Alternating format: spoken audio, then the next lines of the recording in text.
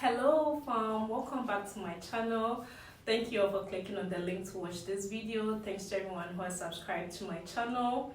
If today is your first time watching my video, don't forget to click on the subscription button to subscribe to my channel.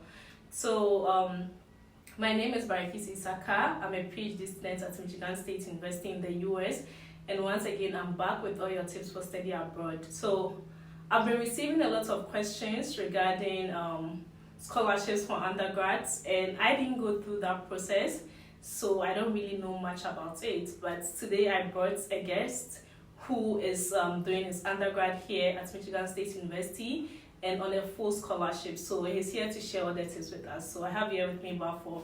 Baffour, do you want to introduce yourself? Sure, definitely. My name is Baffour. I'm a engineering freshman at Michigan State University. I'm studying applied engineering sciences with a concentration in business analytics and data science. Nice. I went through my high school education back in Ghana. I went to Baffour school. Shout out to all the Akatechi that are watching this video.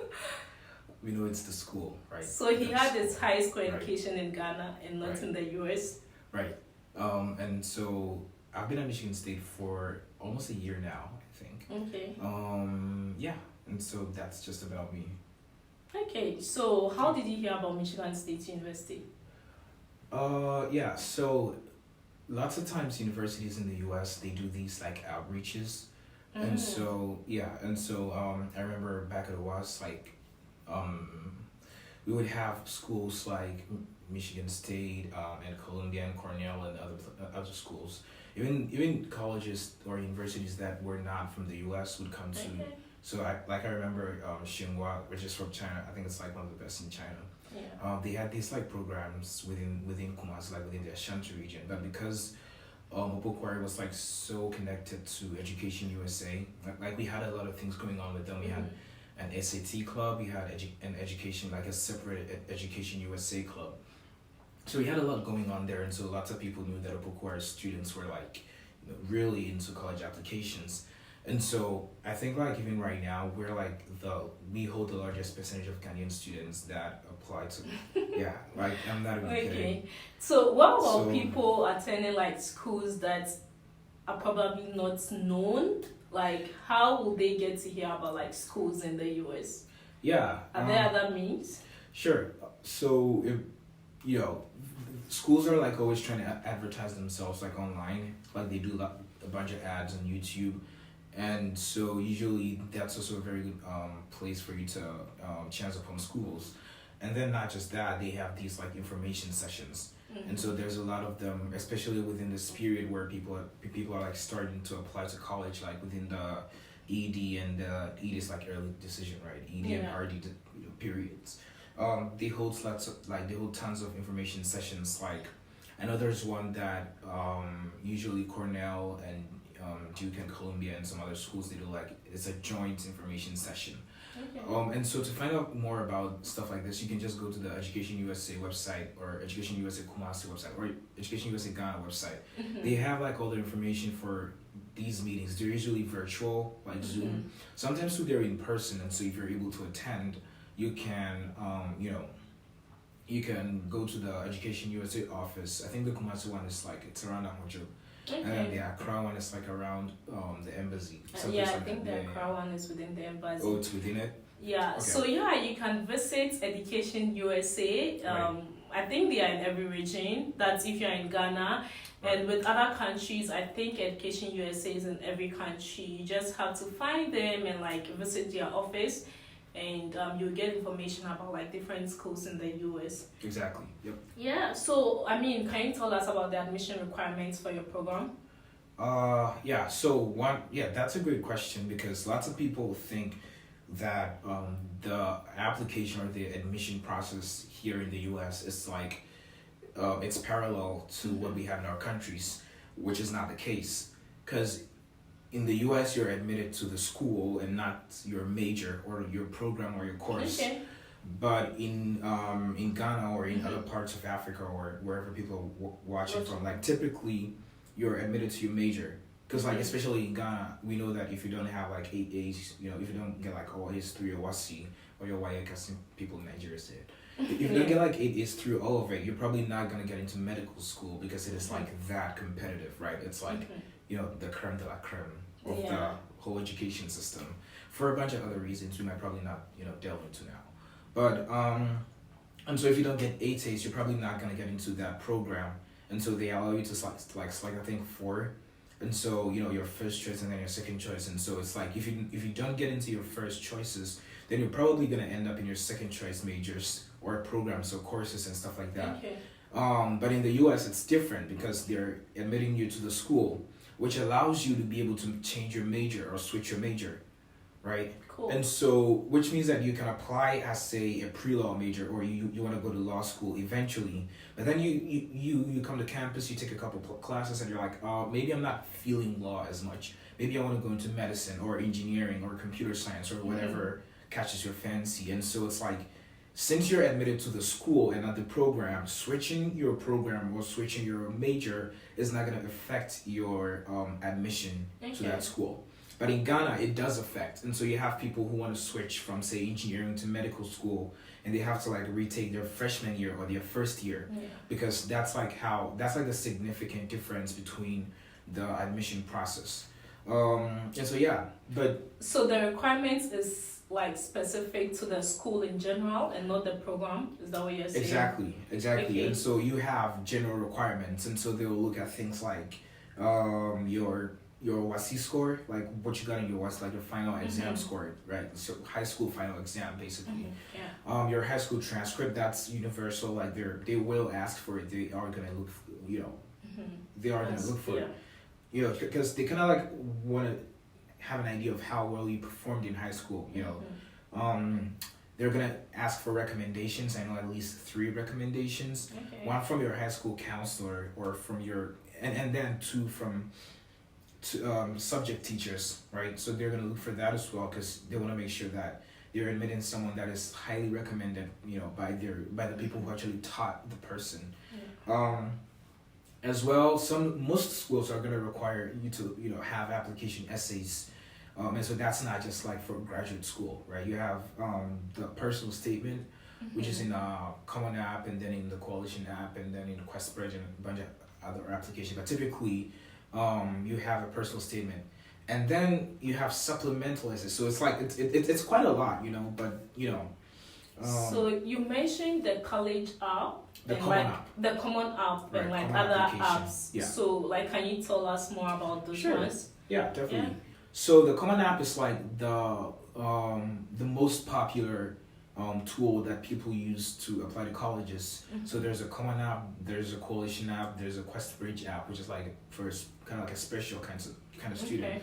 And then there's direct application as well, as you would often do in graduate schools, right? Like you apply to the program or to the lab or to the place you want to work with directly, and then they evaluate your credentials, and then they're like, oh, maybe looking at how the courses you took or how well you did on those courses, we might or we might not want to add you to our team, but the common app is the most popular one, just because it's easier to apply through the common app. It has it's more universal, right? Like you have people applying from literally every country on the earth, and so the system is designed in such a way that it is able to kind of adapt itself to every country's requirements. And so if it's WASI, it knows how to allow students who took the WASI to apply there. If it's IGCSEs, people who use the British education system, it knows how to allow people to do that. Obviously, for the American education system, it does, because that's the basic template, right? And so that's that's just the common app. It's just the best because it's the most widely used, right? Okay. Yeah. So once you apply for the school through the common app, do you still have to go to the university's website to apply, or that's just it? Yeah, that's just And so on the common app, you have the opportunity to apply to 20 universities and colleges, right? And so that kind of it precludes you from going to the school's website directly, because that's a long process, right? What if you miss something from the school? It's very easy to miss something when you're scattered through 20 different apps. Does the common app suggest schools like for the applicants? Like probably you would take some requirements or like interest, and that would kind of generate some schools for you. Does it do that? Normally it does not suggest schools for you, but it has like a search tab that you go, and then you can search schools and then add them to your list of schools you would like to apply to. And so suppose, for instance, you type Michigan, right? Then through the search tab, you're going to have all the schools that are in Michigan. So you're going to have Michigan State University, University of Michigan, Michigan Technological University, Eastern Michigan University, Central Michigan University, Western Michigan University, all of those like colleges in Michigan. If you type, say, Massachusetts, it's going to give you Harvard. It's going to give you MIT, Amherst, Tufts, like all of the universities. And so I guess in that way it suggests, but it doesn't like push it in your face, you know. But there are some websites too, like online resources that help you fine-tune your college search process. For example, you can go to niche.com, niche.com. It's like one of the best tools for college search. It gives you all kinds of like statistics and how past students of that school feel about that school. It rates schools like A+, A-, stuff like that. And then you can go deeper into like, okay, so suppose party life or party scene or academics, right? Like all of these factors, like how did people rate, say, Michigan State University? And OMSU is like a big party school because of all the, the frats and the sororities we have here. But then academic innovation, like research, stuff like that, it's like they have all of those ways for you to rate the school as well. And so niche.com is for undergrad school search and application, you can use the common app, or you can just go to niche.com to search for schools. But it's also advisable to use the common app to apply for schools, because that allows you to apply to as many as you can. And do you 20 pay? schools. Do you 20 pay? schools for common app. Do you have to pay like with the common app? Well, it depends. So it's not, so you don't pay common app. Common app is like only the portal. And it's really cool that it's a free portal, right? So you don't pay the common app, you pay to the school. And so every school, or most schools, like I'll say 95% of all colleges and universities in the U.S., they have application fees which range between zero, which some people don't charge you any application fees, to around $50 to around $75. And so sometimes you pay. But what happens is that even through Common App, you can request for an application fee waiver. And so you can indicate that, looking at your background, you don't have the finances or the funds to, pay for every single application fee. And so that means that whatever application you send out through Common App, that's who's going to accept the waiver, the Common App application fee waiver. And then you can have your application go to that school. Like basically waived. So that's another advantage of the common app. You can get your application fee waived. So take advantage of the common app, because you can apply to 20 schools. So let's say you request for a waiver for all 20 schools and you get lucky and the schools waive it for you, then that means you apply for 20 schools for free. So thank you. And I think the next questions has to do with like the test you have to write. So what specific test did you take? Sure. So aside, the normal like WASI and stuff like that, I took SATs. So with SATs, you can take like the normal SAT, like English and math, or evidence-based reading and writing. That's like the technical name for the English part. And then there's the math part, right? So I took the SATs. I took the SATs twice. That's not entirely necessary for every student. If you take it the first time and you're satisfied with your score, you can just go ahead and apply. But the thing was, for me, when I took the SAT the first time in October 2019, should I share my score? I don't care. I had a 1450, and so I wasn't too satisfied with that score, and so I was like, I can probably do better. And so I decided to study more, like kind of like make time for myself. That's also very important. When you're trying to take a standardized test, you should like make time for yourself. Because a lot of times people, they're like, oh, I'm going to school as well, and they're doing that. And that's all great, It's not everyone that can have the opportunity to kind of like devote time for that. But if you can, I would definitely advise it and not try to like juggle too many things at the same time, because the tests, they do demand time, because they're not the kinds of tests that we're used to per our high school education systems, you know. Anyway, so I studied again, and then I took the test, and this time I had a 1560 out of a 1600, and so, you know, that drastically, like significantly increased my odds. Like there was literally no school that I couldn't apply to, and that's another thing. Just like off the bat, certain schools have a criteria of students that can apply there. It's not like you can't apply, but it's just that if your score is below a certain, say, SAT or ACT, your is also chances called, are low. exactly, or maybe even impossible. Yeah. Say for example, the time that I got a 1450, had I wanted to apply to say MIT or Stanford or Harvard, I would have had a way less chance to get in than someone who had, say, a 1500 or something. And so me taking time to study again for the SAT and then, you know, reapply, that really did increase my scores. Sorry, my chances. And even with MSU, like I got into the honors college, and I was able to become an honors college professorial assistant, which basically means that I get to do research, like real research, even as a freshman, which is not usual, obviously. It's not, right. And so, you know, definitely take standardized tests if you're able, like if you have the time and the money, right? That's also important, because, you know, you have to pay for tuition, or if you're like me, you don't pay for tuition, but So definitely take the SAT if you're interested in applying for undergrad programs in the US, especially if you want to increase your chances of like getting admission and full scholarship. So how did you prepare for the test? Like, did you watch some like YouTube videos? Did you attend any school? Like, how did you prepare for it? So for my first test in October 2019, I studied on myself. Because I really didn't have the means to, you know, pay thousands of CDs. Some people even take thousands of dollars. If you're gonna believe that. And they're in Ghana, so it's like, you know, it's crazy. Right. It's a very, not like a very expensive process. You just have to know certain things, and you have to form a community. That's also very important. Like, it's not advisable to try to do it on your own. Like, I'm just doing this on my own. There's a high chance that you're probably going to be discouraged just because of all the things you don't know, because it's a very niche thing as well, you know. And then your community, they always help. Like, they help you study, they help you, they give you information, basically. And it's not just like a physical community. There's online communities as well. Like, there's WhatsApp groups, there's Telegram groups, there's Facebook groups, and all of that you can join. And so if you have the chance, definitely do that.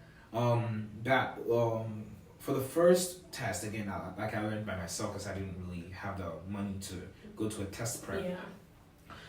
So I applied. I didn't really I got into some schools, but, you know, the financial aid was not enough for me to actually enroll in the school. And so I decided to, you know, study and then take the SAT again to kind of like increase my chances at a better school, quote unquote. And that actually helped. But then for the second time, I was lucky to get enrolled in Yav Ghana, right? You've heard of it, but you can just go to yavghana.org. What's the full name? Young Achievers Foundation Ghana. Okay. So Young Achievers Foundation Ghana, you can like look them up online, or even on Facebook. I guess. Facebook, on Instagram, on LinkedIn. They have their own website. If that's probably more accessible. So if you want to prepare for the SAT and you're in Ghana, you can visit like Yav Ghana, because that's where Baffour went for his SAT classes. But if you're in other countries as well, it's just advisable to find an institution where you can attend just to study, like, or meet people, because as he mentioned, it's good to have like a group to live together with a group.